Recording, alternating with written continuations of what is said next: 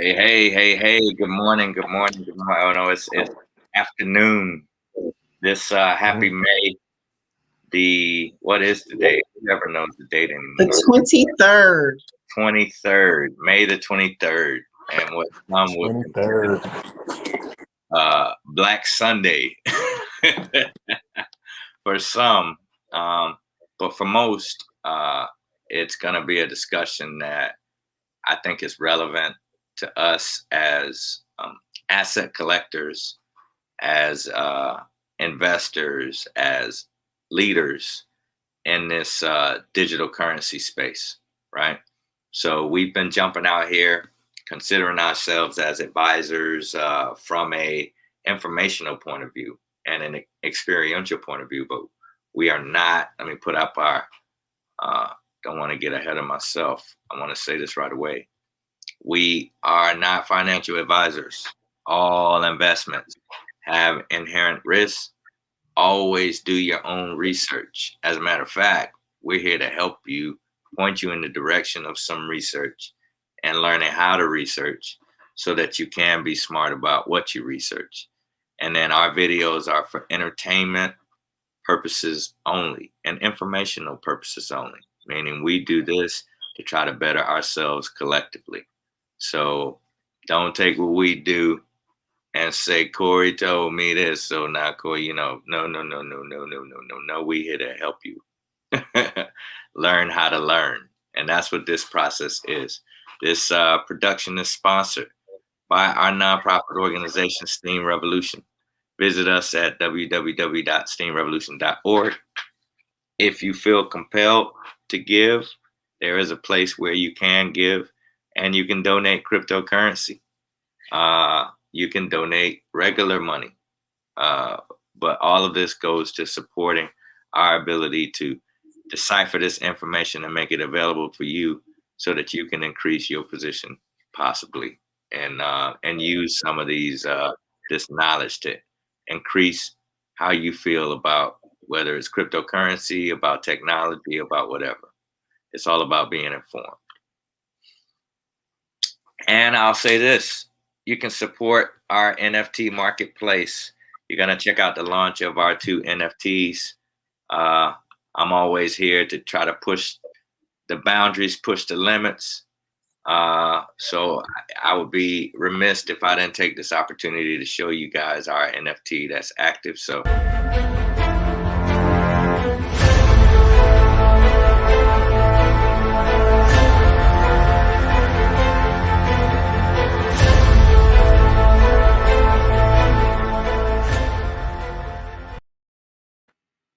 So now that we've got all of our duties out of the way, we can break through all of that and get into the real discussion of one, what's happened this week? What's happened this week? We're watching the numbers, obviously. We're seeing what's out there. Look at me all jammed up in the corner. We're seeing what's out there.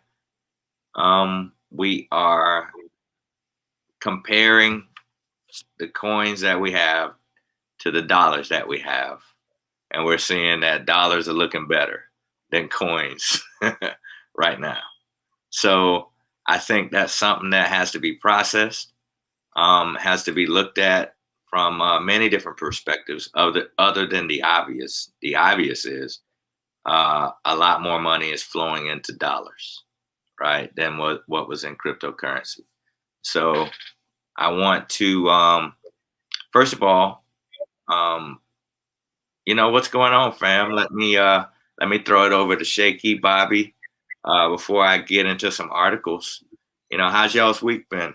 How's it going? First,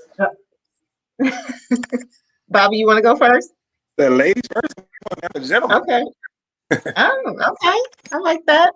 I'll take that. Well, for me, it's been a great week. I'm not even, Corey said, oh, we're all watching the numbers and, stuff like that. Who, where, why? Like, when I think about cryptocurrency, so I do cryptocurrency in a couple of different ways. I I trade cryptocurrency and I collect cryptocurrency. If you're a collector of cryptocurrency, you really don't care what the number is at that particular, like you're not going to look at it go up and down, up and down.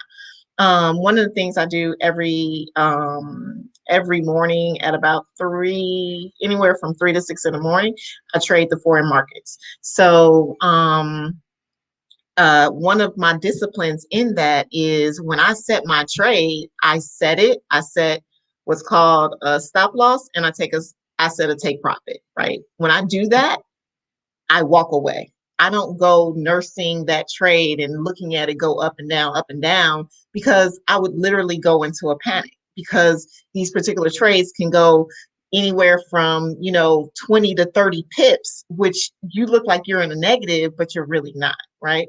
But as far as crypto is concerned, the nice thing is to be in a place where you can win when it's going up and you can win when it's going down. So like right now, XRP, if anybody isn't right now shorting XRP, like literally I've made enough XRP to be able to buy 2 Ethereum. Ethereum is at a price that hasn't been seen in such a long time. Okay. So literally, as XRP is going down, I'm making money and I'm using that money to buy what's on sale right now. I love that's it. Where I'm at right now. And you said something. Your strategy is generating new coins for you. Mm-hmm. And I think that's the language that we have to understand. If you're a collector, it's about growing your coins. It's about growing the number of coins that you have. And regardless of the oracle telling you how much your coins are worth in comparison to dollars, right? If all you want to do is collect more coins, these types of days don't really bother you. As a matter of fact, you welcome them. You are frustrated about the dollars you spent last week, because you know that this week they'll probably buy you double the amount of coins, right? Yeah. And so that's the mindset that Warren Buffett is normally in with stocks, right? He relishes the crashes, right? Because he's normally already read the tea leaves and saw that the numbers dictated the inevitable, and was ready to be, on a dollar cost averaging point of view, ready to be able to maximize his dollar cost averaging, But let's talk, more specifically about the narrative of how we got here. So a lot of people try to blame it on Elon Musk and his tweets. And I think today is a good opportunity for us to dig into that and see, what's the tale of the tape. So I've got an article I want to pull up real quick. Let me see, a Chrome tab. Let me share this article. All right, let me go back to the top. And this is an article on Vox by Ronnie Mola, at Ronnie Mola, so shout out. It's saying, when Elon Musk tweets, crypto prices move. How Elon Musk affects Bitcoin prices. That's what they want people to think about. So as Elon Musk tweets go, so goes the crypto market. The billionaire and Tesla CEO has been tweeting about crypto a lot and sending the price of Bitcoin as well as Dogecoin up and down with fewer than 280 characters. Musk tweets, while not necessarily posted for his own financial gain, can greatly affect investors in cryptocurrency. They also raise questions about the solidity of a market that can so easily be swayed, especially as retail investors increasingly flock to cryptocurrencies. Cryptocurrency exchange platform Coinbase in April became the first major cryptocurrency company to go public in the US, signifying the mainstreaming of blockchain-based currencies like Bitcoin, Ethereum, and even Dogecoin. Musk's cryptocurrency tweets in the past few weeks have been particularly impactful for Bitcoin. Last Wednesday, Musk tweeted that Tesla would no longer be accepting Bitcoin as a payment due to environmental concerns about its heavy energy usage, a reversal of acceptance of the marquee cryptocurrency just 2 months ago. And as a result, the price of Bitcoin dropped around 15%. So here's the tweet, the famous tweet that everybody's talking about. Tesla and Bitcoin from Elon Musk on May the 12th. Bitcoin, we are concerned about rapidly increasing use of fossil fuels for Bitcoin mining and transactions, especially coal, which has the worst emissions of any fuel. Cryptocurrency is a good idea on many levels, and we believe it has a promising future. But this cannot come at a great cost to the environment. Tesla will not be selling any Bitcoin, and we intend to use it for transactions as soon as mining transitions to more sustainable energy. We are looking at other cryptocurrencies that use 1% of Bitcoin's energy transaction. Now, let me stop right there. Go back. Let me stop right there and say, wow. Now, before I even go there, let me go back to the tail of the tape of, no, I'm gonna show a chart and how it reflects what he said, and we'll see if truly it was his opinion or if this was already kind of happening. My name is. I'm 22 years. All right. So here we are. Year to date. Let's look at year to date. Let's not look at the big thing. Let's look at the year to date this year. Because at the beginning of the year, we were like, hey man, if you had got in at the beginning of the year, that was the right time. People made all this money, they got in, and Bitcoin was shot all the way up to 60,000, right? So $29,172 on January 1st if you had bought Bitcoin. By February the 20th, we hit our first, what I call first peak. That was 57,000. Right? February. Is it May right now? Is February in here? February. First peak. February. Then get a date. Then another peak happened in March. March the 13th, we hit 60,000. So from peak to peak was $3,000 from peak to peak, from February 21st to March 21st to March 15th. 3,000. The next peak, 62,000. So from the first peak at 57,000 to the third peak at 62,000 was February, March, April. 3 months. 3 months. If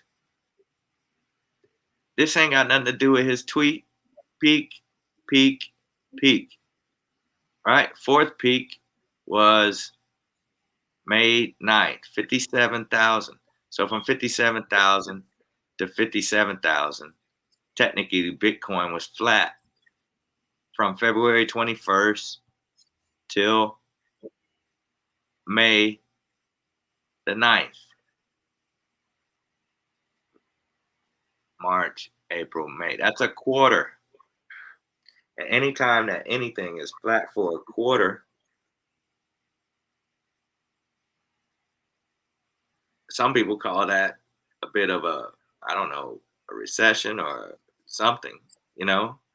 So Elon Musk's tweet was not to the 12th of May. That's right here. The 12th. But he didn't cause Bitcoin to be flat for 3-4 months. Nah, he's not that great. He's not that smart, in my opinion. You know, this is still just to be. We're just looking at this year. So from the beginning of this year, 29,000 to where we are right now, 32,000. We're up this year maybe 4,000, and we have the ability to always do this and look at where we wish we were in 2017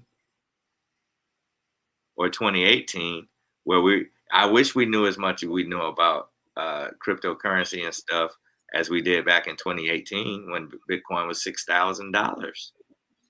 And I'm sitting here praying that if that dip is there, then the technology that we're speaking of is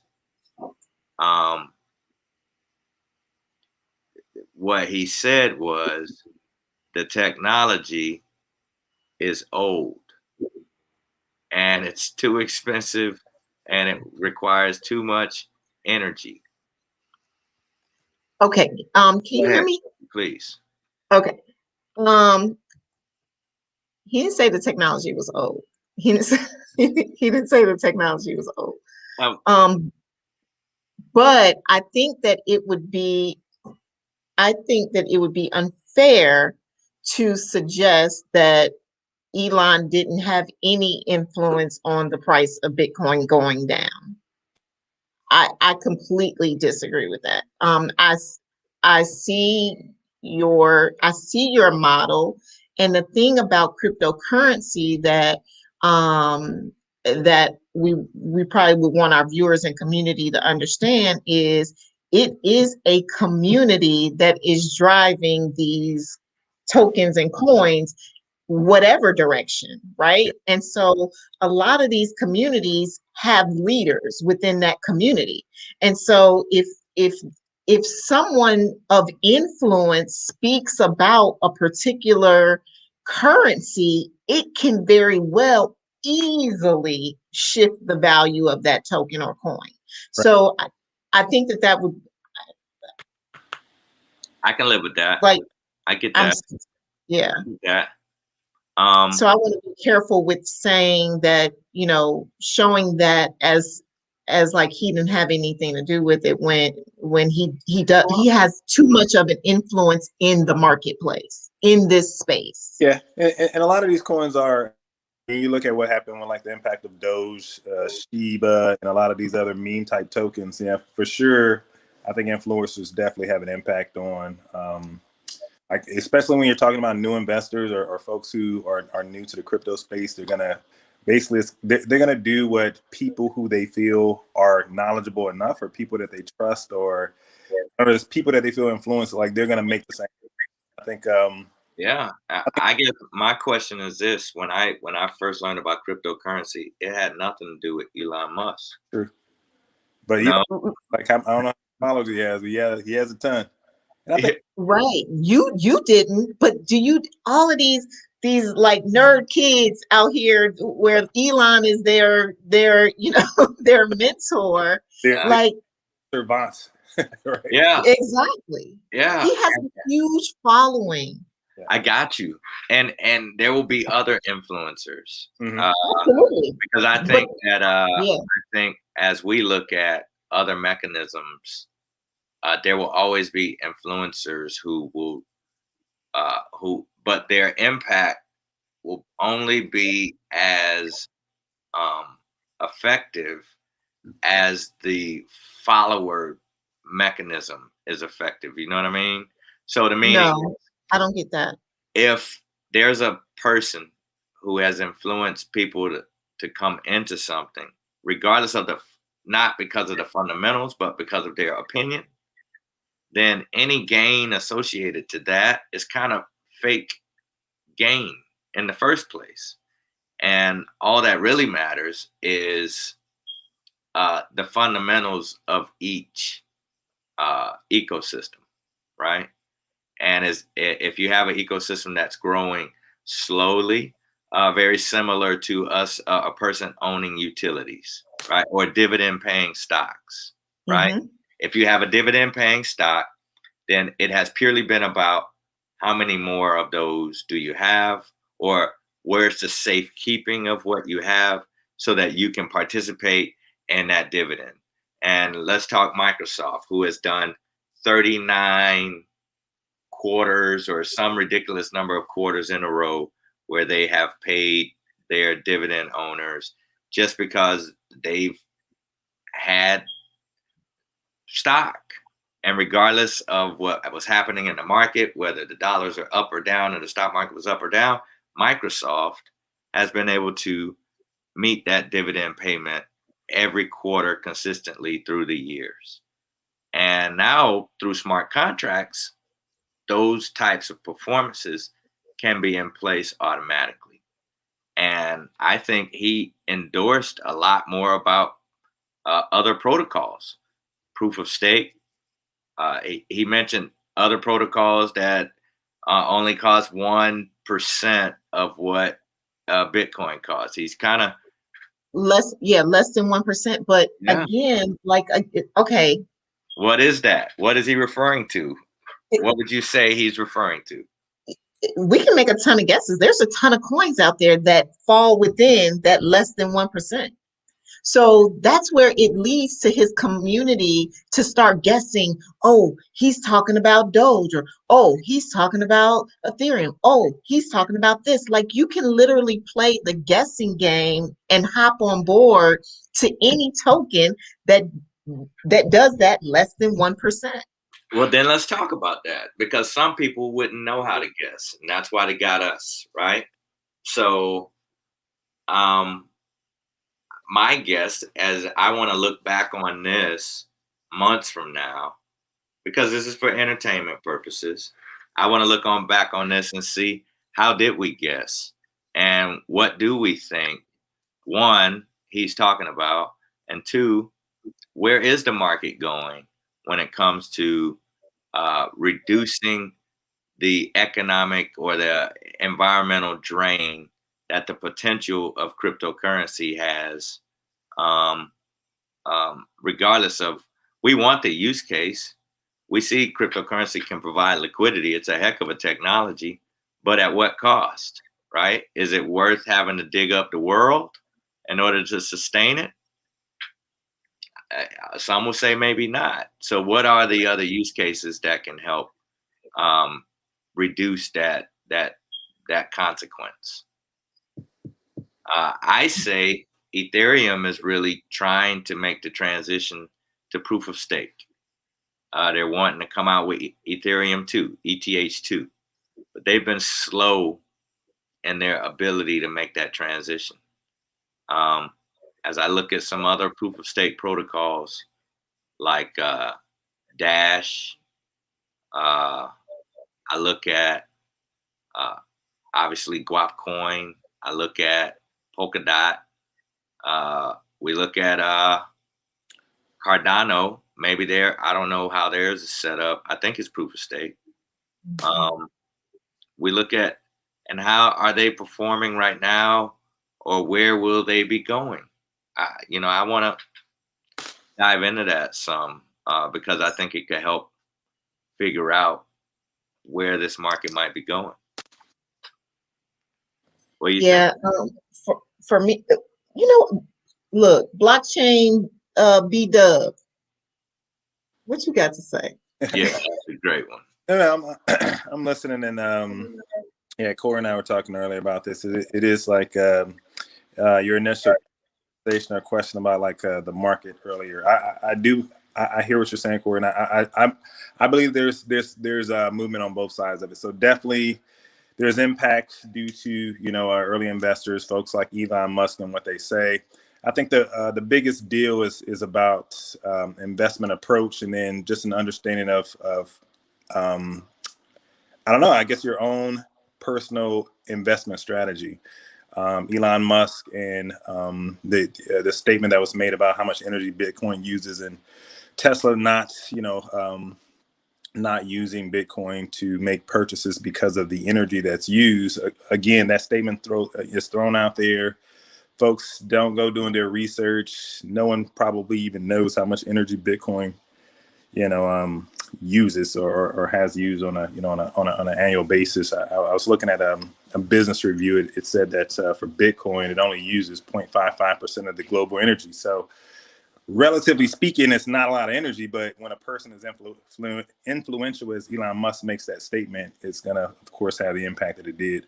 The way that, that I strategize, this is no different in my personal stock portfolio. I mean, hell, my personal stock portfolio is down too. Fiat stocks are down as well. I took a 30% hit in this last week, regular fiat in the stock market. So really, like we were talking about to introduce the call, it's more about asset collection, the number of coins, finding a platform that makes sense to you and that's has some has a use case that's important. That's I went heavy on Everest ID. I don't know if you guys are looking into that, but Everest, very smart platform. The other thing that I follow, like on Telegram, all of the coins that have functional use cases, like a Everest, like a VRA, like a VT, I'll follow their Telegrams and just listen to their support teams and talk about the platforms and how they're kind of building their platforms. What's next? How Tell me about Everest. Let me stop you there because I know you're fast. What is the ticker there so that people can go back and look at that? ID. ID. Everest ID. Okay. But is it a 3-letter ticker or 4-letter ticker? It's just ID. Okay, ID. Okay. Yeah, Everest ID, check that out. I was pissed about that, Corey. I heard you saying earlier, like we saw this dip. I bought 2 days in a row. I bought Everest, and today that thing is down another 20-30%. I could have got 3 times the number of tokens I would have, could have had if I'd have waited 48 hours. So yeah, for me, it's about just building a portfolio, understanding that how important the technology is, and that knowing that this is a more of a long term. This is a marathon versus a sprint for me. it is. And I'll tell you,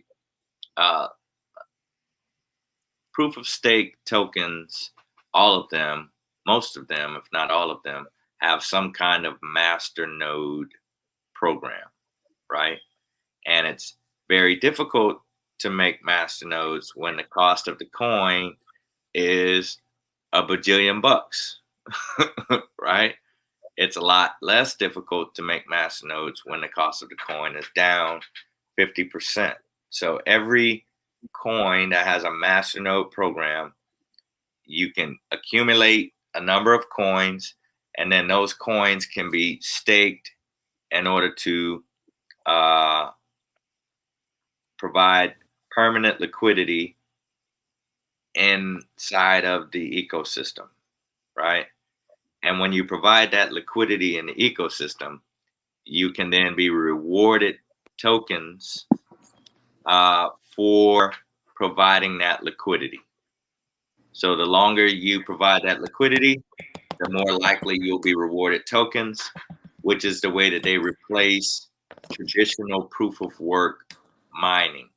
So where normally you would be generating energy to solve a problem in order to create that liquidity, now the energy has already been generated because you've taken measurable value and put that measurable value up for that energy that's required. So if I could just say one thing, that it doesn't always take a bajillion, using your word, a bajillion tokens or coins to stake. Like, for example, Ethereum, all you need is 24 coins. mm-hmm. Oh, right now, what Ethereum is like at somebody looked at. Let me look it up. You are spot on.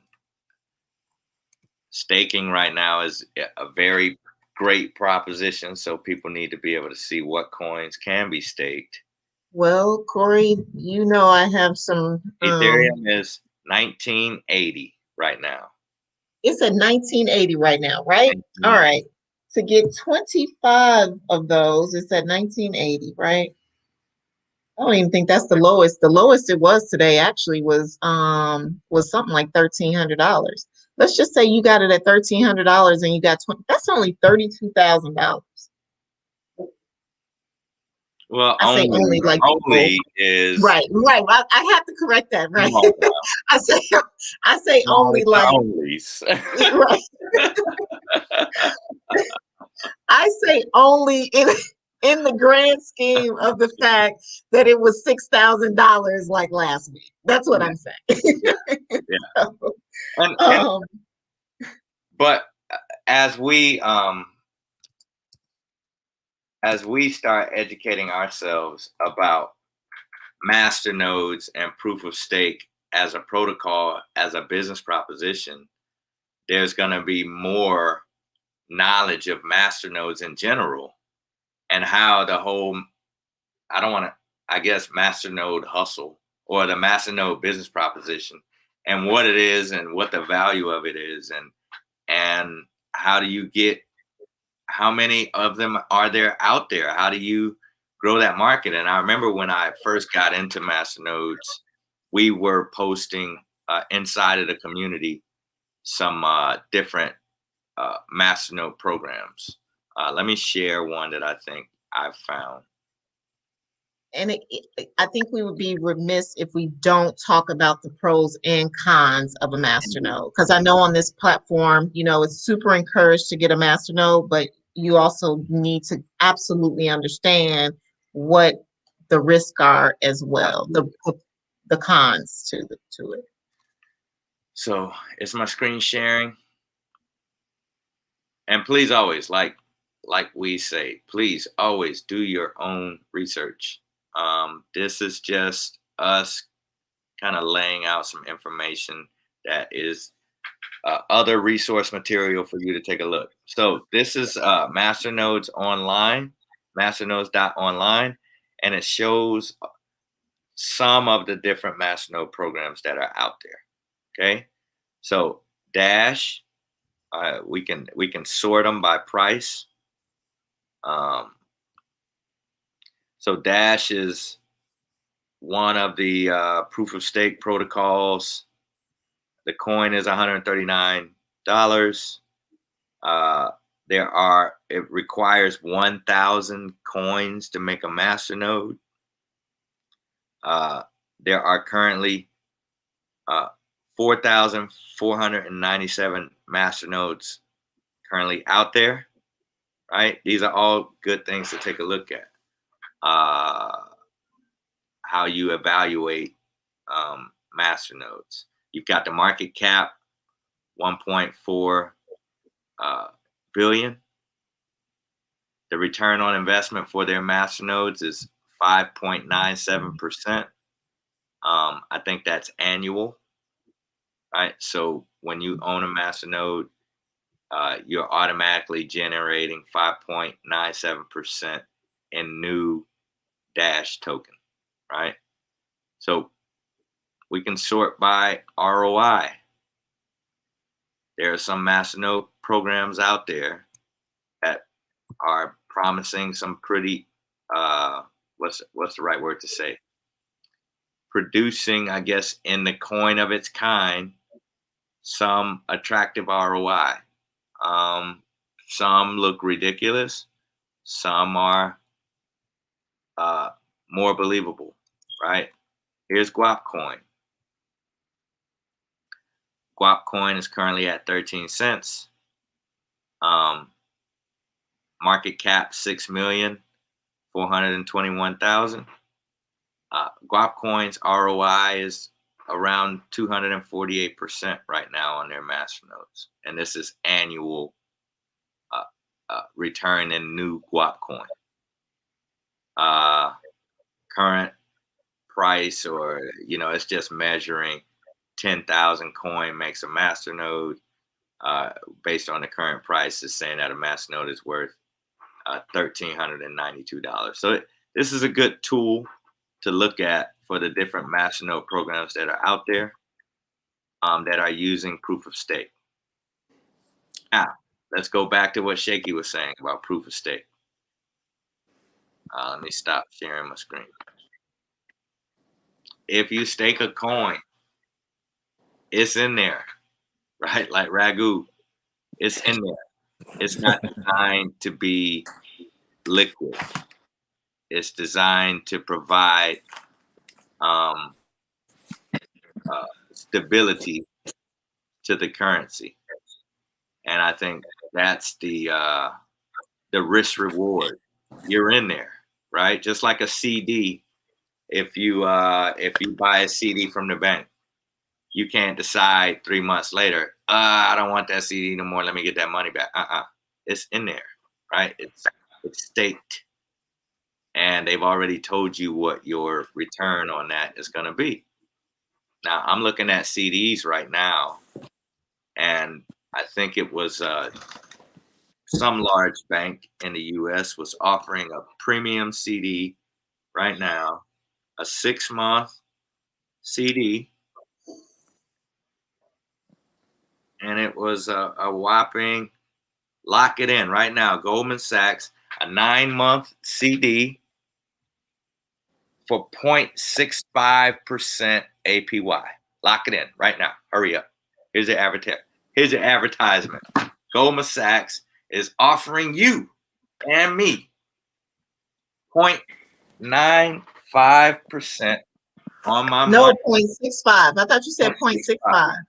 Lock it in, right? For 9 months. And it works for them, apparently, right? Because they wouldn't do that number. Apparently, that's an upgrade from what it was a little bit ago, because they want to announce it with an advertisement. Come get this 0.95%, right? And I'm sure it makes sense. To some, that makes a ton of sense. Mm-hmm. So, Go ahead. So, I always say, figure out what type of investor you are, right? Because there's a new coin that hits the market every day. Okay. It may be several different coins that hit the market every single day. Okay. Yeah. And what I'm finding is that people are in FOMO right now, in fear of missing out. Okay. Don't go broke in your FOMO. Okay. No. Just create an investment plan. Figure out how much money are you going to spend a week or a month or whatever, or a paycheck toward investing, right? Make a decision as to what type of investor you are. Are you, like, for example, I am the type of investor that I love liquidity, right? So I need to be able to be quick with being able to pull my money out. Okay. When you get a master node, if you know that that's the type of investor you are, a master node doesn't necessarily work for me. However, a master node, once I get to the point of building up to it, because I've made money on my liquidity efforts, then I can take a portion of that and then invest into a master node. Not to say that I will never have a master node, because I do own a part of a node for guap. However, I don't put my money in, we can talk about this too, I don't put my money in the actual guap wallet. Because if I put my money in the actual guap wallet, I don't know how much my money is necessarily worth in fiat at that very moment. Oh yeah. So okay. all of my guap coins, except for the ones that I'm getting for my master node, all stay in probit. So in the event guap happens to get to $5, you think I won't? You think I won't sell? You think I won't? I'm rich. You know what I'm saying? Like, literally, that's where I'm at. So I want everyone to figure out what type of investor they are. Don't go with the fad of the latest and greatest coin. It's okay to miss. It's okay. This is becoming too expensive for some people because you're afraid of missing out. Get your 5 or your 3 or your 1 good coin and hold. And if anybody doesn't know what HODL means, it means hold on for dear life. That's what HODL stands for. Hold on for dear life. Choose your coins that you are going to hold on for dear life. Absolutely. And choose your coins that you didn't buy for you. You bought them for your grandkids, you know? Choose your coins that, and the only way to truly do that is to invest the time and understanding the technology and understanding the use case, right? Because that's what's going to tell you whether it's going to be here 5 years from now, you know?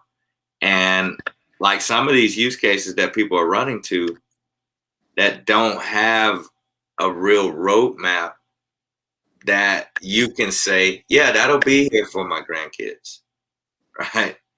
And because that's the only, from me as a collector, I'm only collecting things that I think are going to have long-term value. I'm looking for the Mona Lisa. I'm looking for the, you know, the Rembrandt. I'm looking for the one that's going to be worth it 200 years from now. Right. And I feel like I'm here to be the butt to Corey's please, always. previous sentence, right? Hey, Shaky, me too. Bobby, do you live in Atlanta? Oh no, I live in North Carolina. I'm in Houston right now, but I live in North Carolina. Okay, there used to be this restaurant, and Corey, I don't know if you remember this or not, but there used to be this restaurant called Mix. It used to be in Atlanta or whatever. Okay, so y'all just think of a really great restaurant. Okay, a really great restaurant, and you can't even imagine that this restaurant would ever go out of business because it's always packed. It always, you know, has the best drinks, the best food, everything about it, right?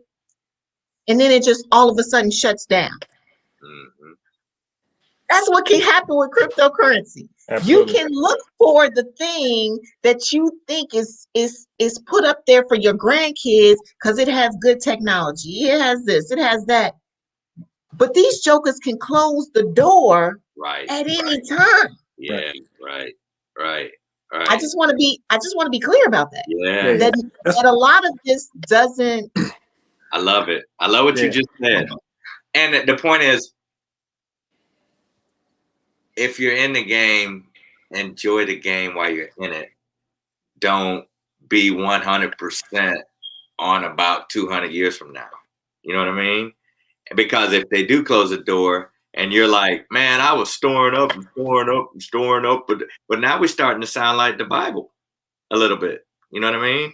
Because there's a story that has the exact same scenario, right? Yeah. I think it's about it. Go ahead, Bob. Oh, no, I was just gonna say, I'm more my investment strategy is a lot like Shaky's. I believe in diversification, like heavily. With this, you know, with my crypto portfolio as well as, you know, my fiat portfolio, it's just diversification. I play with the meme coins. I have a portfolio that I call it my trash bucket, and I throw money in that as well. If I can get 27 million coins for $200. That's a pair of shoes, you know. Why not? But you know, there's hundreds, if not, there's a lot of people who made a ton of money on Doge and a lot of joke coins and things like that. So I don't knock people who go that route. My biggest thing is don't bet house money on things like, you know, like crypto. Like, don't use the money that you need to survive for this type of investment. But the biggest thing is that's diversification. And when I go to diversification, it's not only in use case versus meme coins, but I also look in different sectors. So you want to diversify your coins. I look at, you know, if you go to, and I think we talked about this a couple of shows ago, if you on CoinMarketCap has a really good feature. If you go to the categories, you'll see all the coins by categories. Is it an educational coin? Is it about energy? Is it is it a gaming? Yeah. Is it an NFT? So you can literally go through each one of those categories and find, research a coin, a use case that applies to you or you want to follow, and use those categories to help diversify your portfolio. That way, if one of your coins in the educational market takes a hit, maybe the one in the gaming is coming up. So you're kind of balanced across the board. Yeah. You know, if you have some of those junk coins like a Doge or a Shiba or You know, I got 1,000X. I got like 27 million 1,000X coins, which one day it may have 100% gain, and the next day have a 50% decline. Yeah. But again, there's been a lot of people who are making a hit on it. By diversifying, I'm not taking a big hit across the board. Now this last week, the whole portfolio got punched in the face. But in general, that diversification kind of helps me stay balanced. You still got the same number of coins. Yep, my coin count hasn't changed. Yeah, I don't think anybody has lost any coin. So I want to say this. I think as we look at business ecosystems, everybody is going to have a token of some sort eventually, because it's more about developing a kind of an underbelly of liquidity before you go to the public market, right? So this is almost like the minor leagues of companies. What we're seeing is kind of a NBA development league of companies taking this strategy first in order to do their what's their early stage investment capital raising, you know? And then once they've been able to do that, then you're seeing companies transition from that into preparing themselves for, you know, the over the counter or for NASDAQ or for going public. And so maybe this is how early stage companies will find a way to raise capital out of community. And this could be a way to create more accredited investors instead of just unaccredited investors. Because you can invest 15 cents, 20 cents, 30 cents in order to be a part of a company and watch it grow, right? And if this is how CarMax could have started, then imagine if you could have bought a CarMax coin when it was, you know, a guy on the corner that had a deal with a couple car dealerships that was willing to let him create a secondary market for his used cars, right? And that eventually became CarMax. But the token will probably never go away. It'll stay attached to something in that company's ecosystem. So if it was Starbucks, the token would always get you something at Starbucks, right? And if it was DoorDash, the token would always get you something at DoorDash. So businesses are now going to figure out how to, as I think about my kids' businesses, the businesses of the future, not the business of the past, they're going to figure out how to use these mechanisms as a part of their early stage investments. And that's going to enable them to go to the next level. And they can check out or check in what things will always be available for their tokens. So we're buying tokens. We're not buying. So tokens give you access to things in the ecosystem, regardless of how many dollars they'll give you. They still will give you access to things inside of the Starbucks ecosystem. It's up to Starbucks to say how many tokens are required to get a cup of coffee, right? Regardless of how many dollars is in there. And I think that's the way companies are going to continue to express themselves and create value for the constituents of their businesses. Yeah, I think we got. I'm sorry. No, go ahead, Bob. Oh no, I was just gonna say we have. I think that the other thing that I would want to impress on people is that there's like folks be in it for the long haul. Like this is it's not gonna happen tomorrow. Like it's think about adoption. Like it's less than 6% US right now. So it's gonna take a long time for things to evolve. Have a long-term mentality, and then also understand that anytime that things start happening. Like I mean, look at what's happening in China with like the regulation of cryptocurrencies in China.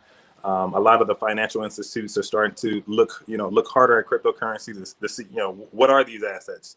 Are they taxable? Are these things that we should have more regulations on? And every day in the news, you're seeing more and more articles around things like that. And that scares people. Like the fiat financial system is complicated and scary enough. Now you throw in this cryptocurrency stuff, it's just going to cause more people to be kind of hesitant. So I hope that people are not afraid. Yeah, I hope people are not afraid of regulation. Right. I hope people are not afraid of regulation. I hope that they encourage regulation because there's some real crooks out there who can set up Right. some things and take advantage of people, and nobody will be able to say nothing, right? And it can happen. They can pump and dump and swell and gel and do all these other things, and nobody can do nothing. That's all lost. So regulation is not the end of the idea. A lot of times it's what can make it sustainable. So I, I I feel like I'm libertarian in thought in that space. Mhm. Because I think I feel like we have so much big government right now that to want to encourage them to come into this space, they don't do nothing small.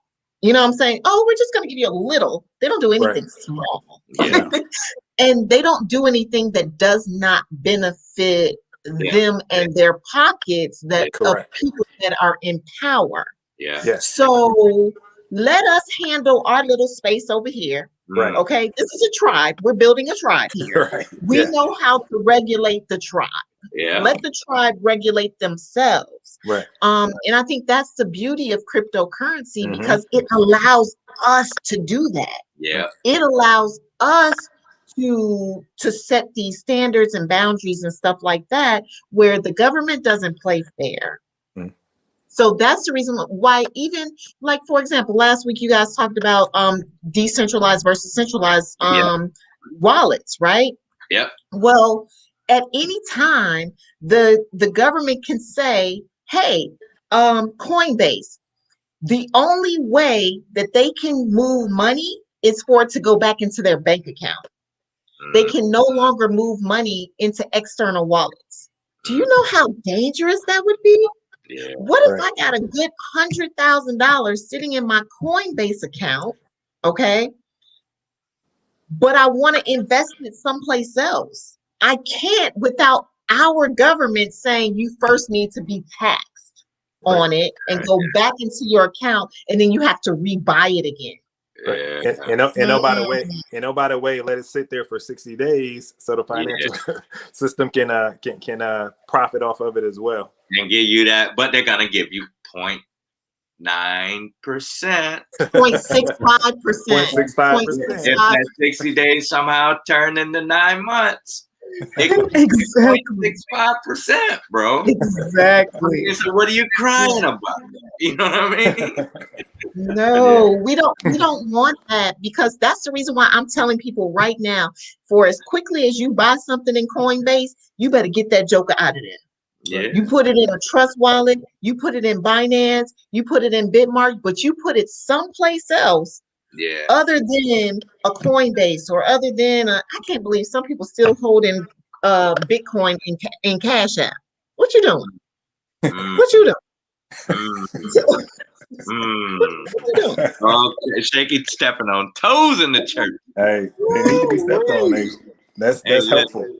Let me just say, Coinbase, I got love for y'all, man. Cash App, y'all got, but y'all gonna have to come see us or fix your issues, man. Otherwise, you got to go see Shaky. Shaky ain't playing, boy. She's all on their toes, man. Golly. But if y'all do decide to give to the Steam Revolution, man, we gonna still support. You probably. Wait, Corey, what did I tell you?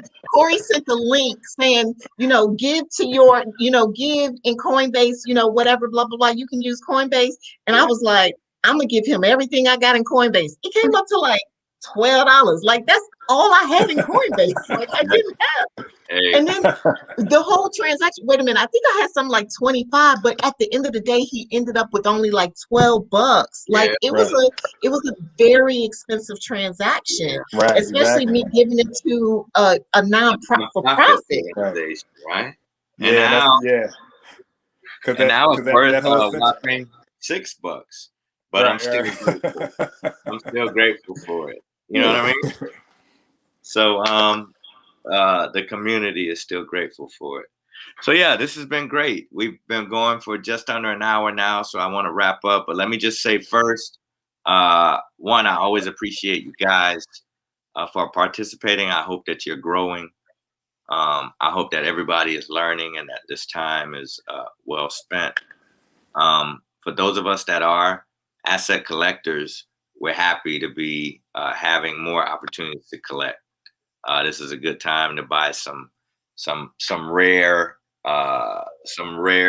jewels, digital jewels that we think might be valuable in the future. So if you feel that same way, you know, this advice following up by doing more research.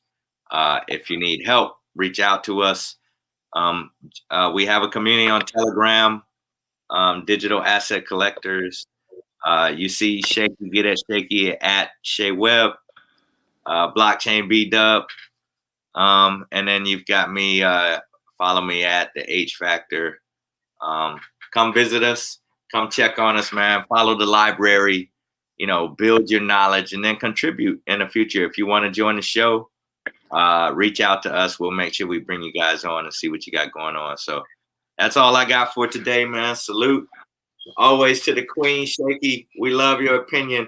Keep me on my toes. B Dub, Q's in the building. Yeah. Y'all be one. Y'all be good. All right.